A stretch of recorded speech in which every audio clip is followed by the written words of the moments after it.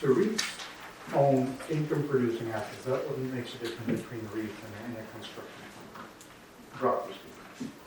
In majority of jurisdictions, the leases are CPI linked, as discussed before. They're creating automatic inflation hedge, but more importantly, more of a stability around the income stream if we ignore the price for a second, or share price. Now this stability is quite remarkable in the last 10 years. We take it after post-global financial crisis, and I'll explain in a bit why. But risk-free rate, which is often attributed to the US 10-year Treasury, if we compare that on the first graph on the top right, the yield has always been higher, which makes sense, there's more risk. However, if we look at the spread between the two, it has demonstrated in the last 10 years on average, it is more stable than the 10-year Treasury. A lot of investors who are focused towards the share price and going back to the indication of price index miss out on this fact, that at the end of the day, these are vehicles that own income-producing assets that the management team is trying very hard to have it leased as high as they can. The leases are normally with a duration of 5 years, and these leases are inflation-linked. So in the short term, the share price does move. It is supposed to move. But the income stream is a lot more stable than when only looking at the share price. In terms of how this is changing, this had changed a lot after the financial crisis because it wasn't the income part of the companies that was changing.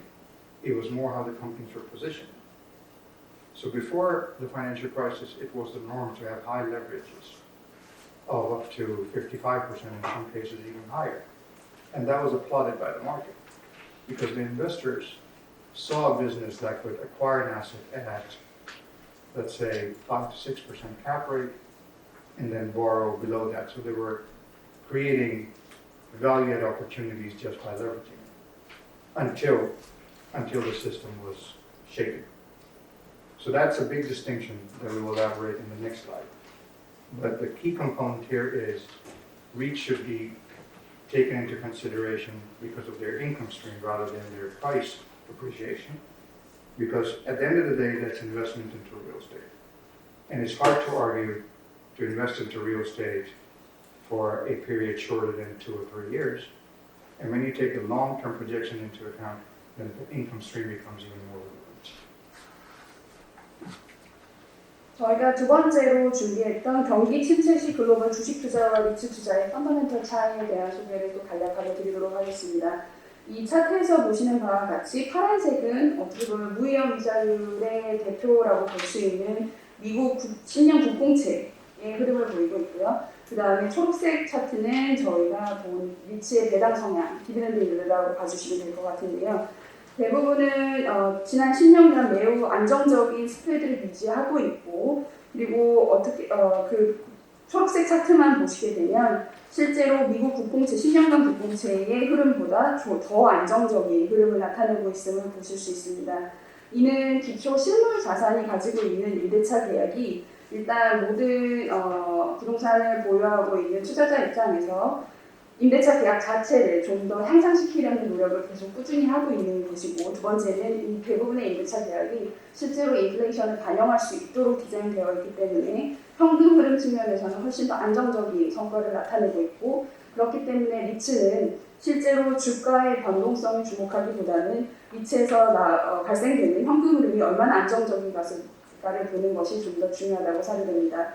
글로벌 금융위기 이전에는 약 55% 이상의 레버리지까지 사용을 해가면서 자산 매입을 위해서 캠베이스를 상쇄하기 위한 여러 가지 레버리지 전략들이 사용이 되었고, 대부분의 투자 자산들이 그렇기 때문에 밸류에드 이런 성향을 띄었으나 글로벌 금융위기 이후에는 그 트렌드가 확실하게 바뀌게 되었고요. 이는 다음 슬라이드에서 좀 더 자세하게 설명을 드리도록 하겠습니다. 여기에서 저희가 다시 한번 강조드리고 싶은 사항은 리츠는 실제로 가격의 상승분 혹은 가격의 변동성보다 안정적인 현금 흐름을 잘 생산하는 그러한 투자 상품이라는 것에 주목해 주셨으면 하는 바람입니다. So the reason why we have increased our analysis in the way of after the global financial crisis is because the REITs themselves, or the index pre-global financial crisis imposed, is fundamentally very different. We already saw that from the sector diversification. Before the pandemic, it was concentrated in a few sectors, arguably with higher leverage, and now it's much more diversified. But at the same time, we are looking at a period after financial crisis where the interest rates were historically the lowest that they have ever been. Now, common expectation would expect that this is a time where companies would be incentivized to leverage up.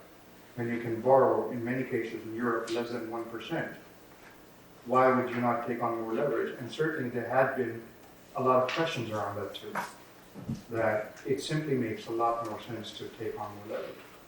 But the severe lessons learned during the financial crisis have acted as a disciplinary factor. And despite being able to borrow, in some cases, less than 1% for 7 years term, the overall leverage has gone down. Now this going down of, this is depicted by the red line.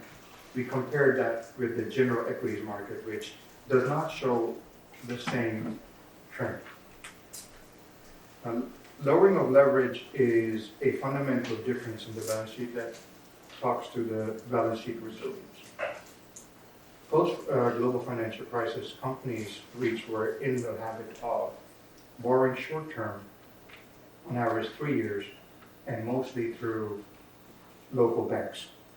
There was a big incentivization to focus on local. There was a high degree of local bias in that sense. But the lessons learned show that it's not ideal. A company should focus on their sector expertise rather than how they shift the weights between equity and debt. And the way the market insists this disciplines that any company with a higher leverage was simply trading at a higher discount. So this lesson has translated into a lower leverage and a much stronger position in withstanding severe downturns compared to before. So that's why there's one reason to treat the global financial crisis as something that is a point of reference, but certainly not reflective of what the sector looks like today.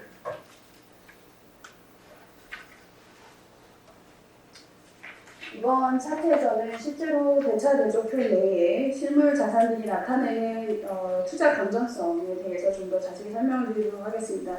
금융위기 전이나 후에도 이자율은 꾸준히 낮은 상황이었으나 금융위기 전에는 섹터 분산 투자 효과를 누리는 것 이외에도 낮은 이자율을 활용해서 레버리지를 많이 사용해서 리턴을 끌어올리는 전략들이 많이 사용되었습니다. 유럽의 경우 이자율이 1% 이하였었기 때문에 레버리지를 쓰지 않는 것이 오히려 이상하다 여겨질 만큼 레버리지의 활용이 적극적이었는데요. 금융위기 이후로는 실제로 금융시장에 충격이 오고 그 이후부터는 레버리지의 활용도를 낮추고 그리고 자산의 건전성을 유지하는 데 좀 더 초점을 두게 되었으며 펀더멘털뿐만 아니라 섹터의 전문성에 좀 더 초점을 둔 투자가 활발하게 진행되었습니다. 그래서 그 이후에는 이자율이 계속 낮은 기조를 유지했음에도 불구하고 레버리지 레이쇼 자체는 전혀 역전되지 않았음을 여기서 보실 수 있습니다.